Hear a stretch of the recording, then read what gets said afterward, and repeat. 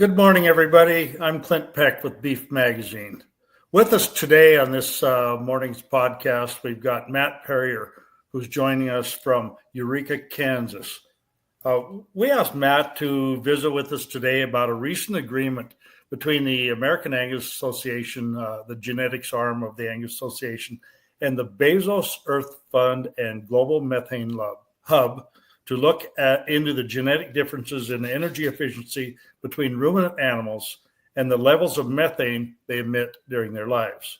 The Bezos Fund has committed $4.85 million over the next 5 years to fund research that hopes to dial in on energy waste in the livestock industry and natural variations in methane that animals produce. Thanks a lot, Matt, for being with us.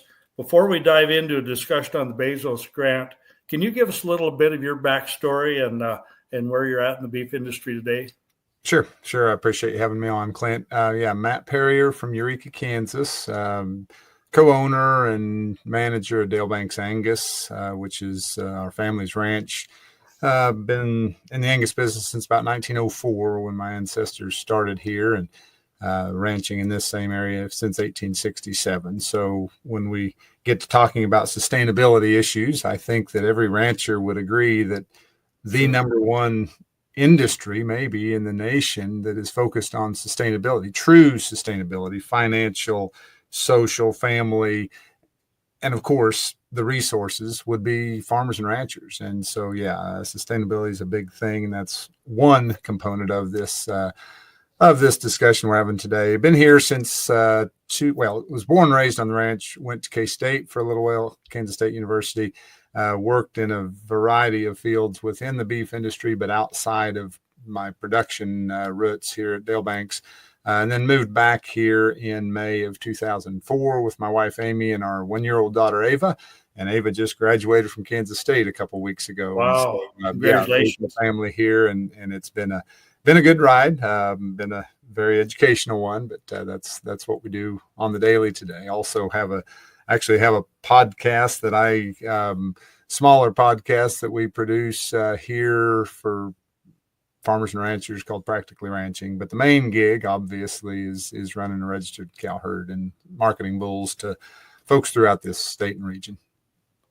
Great. Well, we really appreciate you coming in and talking about us with us about this Bezos project. Can you kind of outline a little bit about what the project is all about, and then we'll kind of go from there? Sure. And I need to make sure and make it clear, I am a member of the American Angus Association. We submit, registrations and transfers and data, and actually used to work for them for a brief time decades ago.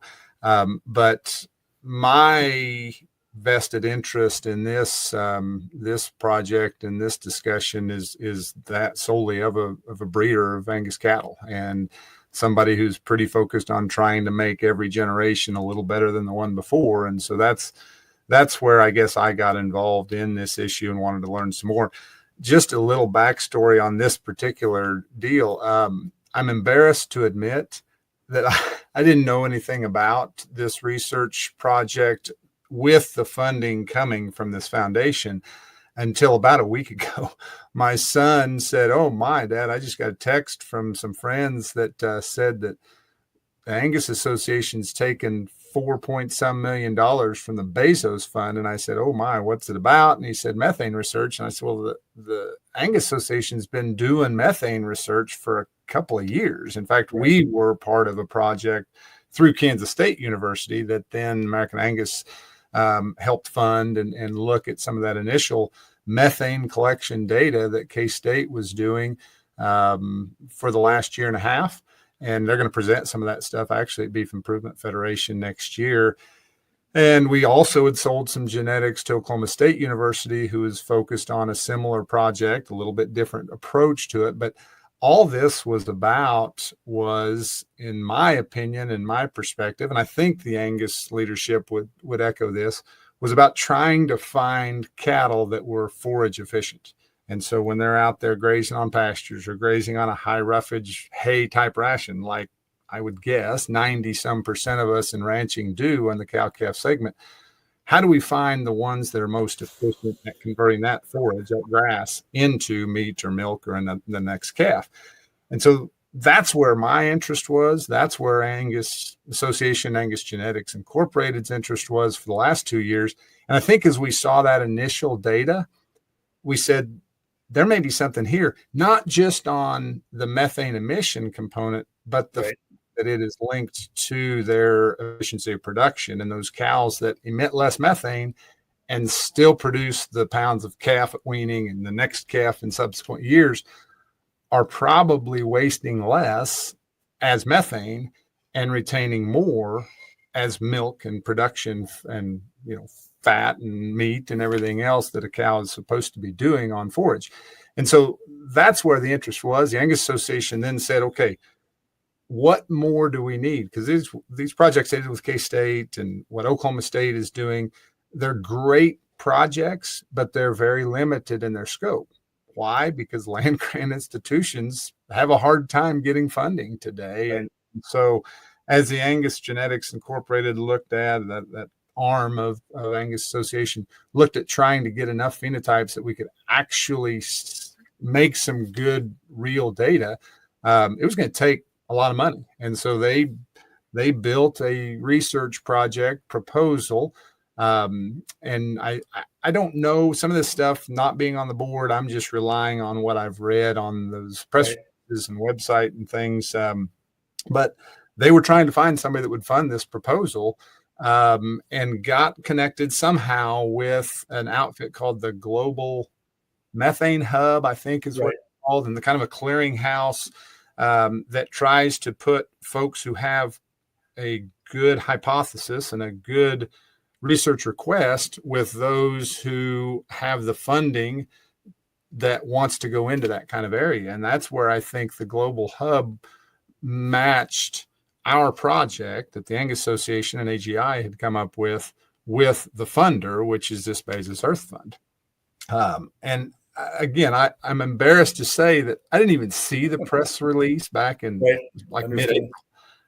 I didn't even, we were breeding cows. We were trying to get corn planted. There were, weaning fall calves. There was a lot going on. I missed it.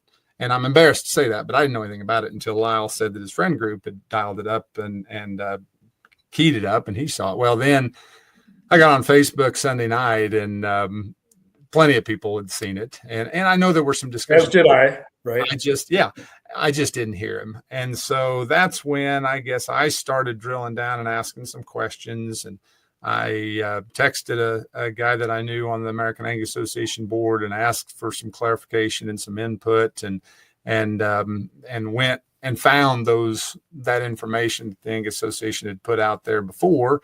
And then, of course, they tried to put some information out there a little to target exactly the questions that had been raised on social media and things like that. And so that's when I finally kind of learned about today's part of it, which is the funding source. I knew what we had been doing with K-State here personally, and some of that research through the Angus or through the beef industry. But yeah, that brings us up, I guess, to today. But yeah, I think while you and so many others have called this Bezos project, it's actually this beef industry project that the Angus Association put together and worked with some folks in New Zealand and Australia months, if not maybe even a year or so ago. I know it was being talked about a year plus ago, because what they saw initially from K-State and Oklahoma State and some of that research that was available said, we think there's something here. Now, how do we make this big enough that we can actually get good data that might lead to some genetic selection tools? Then they shopped it around, and then the Earth Fund or Bezos Earth Fund came into the picture and said, yeah, we're interested in funding this. And because of that, and I'm not in the grant funding or the research funding arena, but everyone that I have either been involved with, and as I've asked questions, because that was one of the first questions I had, as I've asked questions about this specific one, when an entity, a research entity like AGI, structures a program, a research proposal, they get to put in there who gets to see that data. And now they're working with this group of folks from New Zealand and Australia, and I think maybe UK and Ireland. And each of them, it's specified. Each of them gets some information back in response for them putting phenotypes and information into this big $20-some million project. Our part of it, I think, is 4.85 that the AGI is sharing with those other entities, and AGI just gets a portion of that 4.85. But we get to write the rules, and we get to use this data. This isn't something that we're a for-hire entity that we're doing the work for the Bezos Foundation and then just saying, here you go, take this data and use it however you wish. The way it's been explained to me, and everything that I read on that press release from 45 days ago, or now I guess almost 60 days ago, would back up the fact that these cooperative groups in the beef industry, beef, dairy, lamb, I think there's some other ruminant types of entities that are part of that, but it's our data to use and to do something with. The funder is just saying we support the thought process because, yeah, you cow guys are into it because you want to make more efficient range cows. We're into it because we, being the Bezos Foundation, because we want to see if we can limit the methane emissions. And so it's a win-win for all of us. But yeah, my interest, and I would say that the Angus Association's leadership interest, is not about reducing our carbon footprint. I hate to say that, but I don't think that's it. Our interest is trying to find cows that do more with less. And there has been some pushback in the industry so far, especially on social media, which we all know is a tough road to hoe right there. Sure. But there's been some pushback that beef industry is sort of acquiescing into, or the Angus Association's acquiescing into the thought process that methane, that cows cause methane problems, greenhouse gas warming, climate change, all that. And really what you're saying is that this has been an initiative by the industry to try to make cows more efficient, especially those out on grass, those range cows, like you said, right, and make them more efficient, and maybe in turn do the win-win thing of producing less methane as they graze and as they ruminate. Yeah, and I'm all about win-wins and unintended positive consequences, and I recognize there's a risk of unintended negative consequences. But the way this research is structured, and the folks who are at the table, both A, putting the research program and projects together, and B, carrying it out, and then amassing this data and seeing if is there enough heritability in this information that we can make a good tool, a good selection tool. And if not, we're not going to do it. But if we are, right, can we move the needle? Those folks all are driven by the goal of ranchers' ability to stay on the land and produce cattle into perpetuity. And this is just one more way that I believe, and I think the Angus leadership and all the folks that are involved with this project believe, it's just one more way that we can find someone to help us get the tools. Because I'll be honest, I mean, I don't know what $4.8 some million looks like, but I don't think that very many breed associations, even the Angus Association, as significant of a player as they are in the beef industry and as many registrations and data and everything else that comes through here, I don't know very many Angus members who would say, yeah, this cow efficiency deal is really important to me, and let's just fund that. Let's increase, dues or registration numbers or registration fees or whatever the case may be, and let's fund this from within. And this, to me, is an opportunity to get what it is we want funded and find out if there is enough heritability, and if there's something here from a data standpoint that we can find cattle that are more efficient on range grass and hay and things like that, and let someone else pay for it, who, by the way, isn't going to get to even see the data until we have used it and developed what we need to out of it. And so, yeah, we all talk about chicken and egg kinds of deals. This isn't even one of those. Whichever you want to say came first, the chicken or the egg. Right. The beef industry, the ruminant industry, Angus Genetics Incorporated was that first one. This BEF fund came much later to the table and said, yeah, we'll help you get the research, get the phenotypes collected, get everything analyzed. And as you mentioned, there's a lot of forward thinking research being done out there in the land grant institutions. I know Nebraska, Kansas, and there's lots of other states that are doing this. And the Angus Association and Angus Genetics have a great track record of working with those land grant institutions and in all kinds of research. And I think it's probably encouraging that that this research that Angus is doing now, using this money, is kind of kicking off a whole other round of research and maybe another angle or another look at the possibilities that there may be methane production through beef cattle that could be impacting climate change, and we can maybe do something, our share at least in the cattle industry, do something about it, and just increase that that body of knowledge out there in total. Right. Yeah. And I love industry and land grant research, and that's the model that we in the beef industry and breed associations, that's one that we've worked within for years, and it's an excellent one. I think today some of those research institutions, because of budget cuts and changes in all different areas of their business, right, they probably don't quite have the funding and the staff and grad assistants and everybody else to do what we could do 30 and 40 years ago. But what's cool about it is it's kind of almost an incubator concept. Okay, so Kansas State was working with the Angus Association, collecting a little bit of this phenotype, a little bit of these phenotypes through these green feed machines. And, there's not enough data there to make an EPD or something like that yet, but there probably is enough to go, hey, there are differences. And we think there are differences within related animals. A certain sire group is emitting a little less methane, is a little bit higher body condition score. They're likely grazing about the same.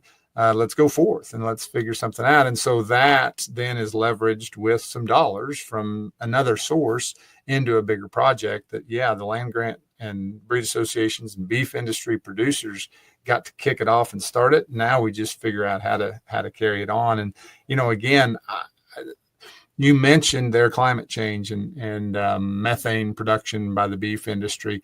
I put a post out on Facebook. It's been 4 or 5 days ago. And I started the thing off, and it was about this exact topic, because there was a lot of negative energy, and still is, about this decision. But I started off with, I believe in climate change, but I don't believe that we're at fault. My personal opinion, and you may disagree with me, there may be people listening to this that may disagree. I don't think man's impact, especially in the recent years, is driving climate change.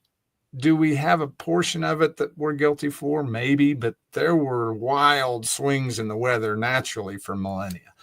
I don't think it's our fault, and I certainly don't think that it's ruminants' fault. And that's why I think that we need to look at this for what it is, and that is a forage efficiency project. And if we're able to quantify and dispel some of the myths about cattle's impact on our carbon footprint or on the environment or on methane or whatever you want to talk about, that's great. That's great. But the focus here for me, and I think the focus for our Angus Association, is, can we figure out a way to find cows that produce what it is we want? Big wean and weight calves, breeding back every year, long lasting, stay in the herd until they're 14 years old, all this stuff, and do it with less forage. It's a gold mine. I'm all for it. It's going to take a while. It's going to take a long while, I would guess, and a lot of money. And that's why we're here talking about millions of dollars, not just hundreds of thousands that we could have probably done on a smaller project. But, you know, it goes back to sort of your introduction. It goes back to sustainability in the beef industry, being able to prove that that we don't have that impact on the environment that some are claiming that we do in the beef industry. But then, like you say, the win-win of making cattle more efficient, if it's out there to do so, right, and to identify those animals and whatever gene markers they are, or whatever EPDs that may be down the road sometime, can only benefit us all. And again, telling our story in a positive way so that we can keep cattle ranchers on the land. And I guess speaking for myself and for Beef Magazine, Matt, we applaud you and the Angus Association, Angus Genetics Inc., for your efforts in leading this charge, along with a lot of others that are out there. And it has to do with sustainability and keeping ranchers like you and your family on the land, and for especially where you're at, producing genetics to help that genetic pool out there be more efficient when they're producing beef for us and people around the world. You bet. Yeah, it starts with genetics, and I think we as genetics providers have to take those leadership steps, and sometimes they're not easy. Sometimes the fear of the unknown gets the better of us, but I think these discussions are healthy. I think it helps us understand why it is that we do this every day and get up and take care of these cows and get them bred and fed and managed and marketed and everything else. But I do think that in today's day and age, whether I believe that man has a direct influence on the environment or climate change or not, I hate to say it this way, but if I sit back and just say that's all a bunch of hooey and bogus and it flies in the face of anything that I know to be true, if I sit here on River Road in the Flint Hills of Kansas and say that, nobody that matters is going to change the way they're coming at us with anti-meat agendas.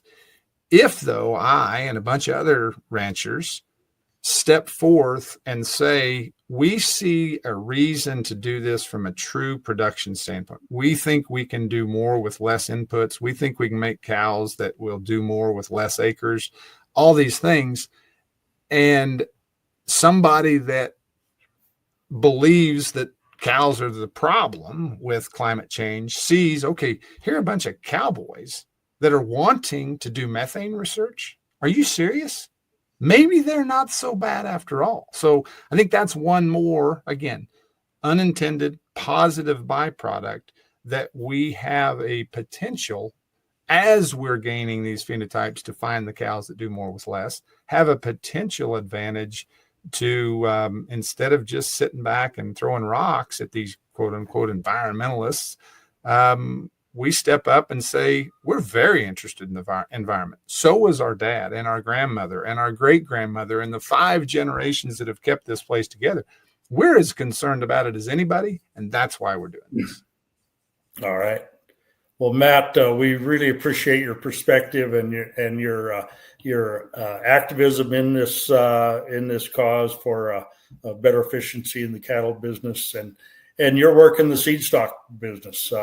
You and your colleagues, both in your association and other breed associations, it's very heartwarming to see us moving our cattle industry in a positive direction and being able to lead the way to more sustainable beef production across the board, across breeds, across borders.